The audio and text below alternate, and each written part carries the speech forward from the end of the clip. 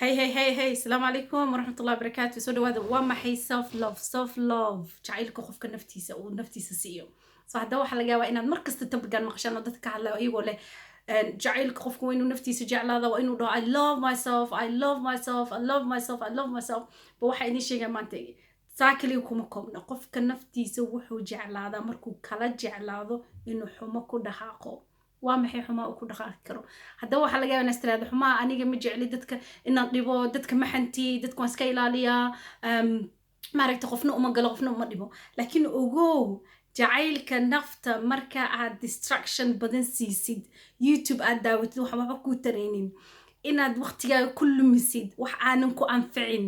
in aad akhrisan wax naftaada kor u qaada inaadan cilmi naftaada ku siinin aadan qoodin inaadan book soo qaadin aadan akhrin inaadan quraanka soo qaadin aadan akhrin inaadan kordhin xadiis inaad barato inaadan kordhin waxa cilmiga u baahan yahay maskaxdaada oxygen-ka ku qaadato wadnahaagana u maaragtay uu ku dareemo nadiif uu ku nadiifno soulkaagana uu develop ku noqdo mindkaagana uu ku maaragtay uu expand ku noqdo ka waran haddaad aadan sameyn taas ayaa la yiraahdaa qofka inuusan naftiisa jeclayn wanaad naftaada kala jeclaatid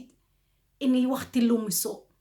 in ay maaragtay meel fariisato aysan waxba qabsan inuu maalinka isku mid ku noqdo inuu sanadka isku mid noqdo labada sano saddexdii sano uu qofka meesha soo taagnaado uu ku hayo waqtigeedii ma maareyn karo ma sameyn karo ogow jacaylka nafta waxay ka bilaabataa wanaad ida u diido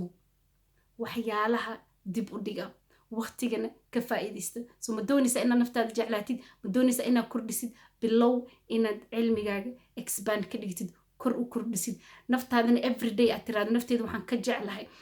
nafteeda waxaan kala jeclahay inaysan ku jirin in ay maaragtay meel fariisato ay dhibaatadii ay soo martay ee maskaxdeeda kusoo noqdaan nafteeda waxaan kala jeclahay in waqti ay lumiso nafteeda waxaan kala jeclahay inaan waxba ii tarin aan daawado nafteeda waxaan kala jeclahay inaad tiraahdid oo affirmation ay ku noqdaan inaan ayada waxaan rabaa aan u ogolaan in iyada i hogaamiso oo hogaanka ay hayso ay ii geyso meel aan waxba ii tarinin timekeyga uu ku dhumay soo hadda ma doonaysa naftaada inaad jeclaatid waxaad ka bilowdaa inaad naftaada kala jeclaatid in ay marmarsiyo ku siiso aysan waxba ku baran karin in ay marmarsiyo ku siiso inta tv-ga aad u daarto marmarsiyo aysan kugu siinin inaad meel soo fariisato maxaa la yiri ku mashquulshid soo ku mashquul naftaada saa kor ugu qaadi lahayd kana shaqeey maskaxdaada waxa ku jira. Assalaamu calaykum, love you guys, bye.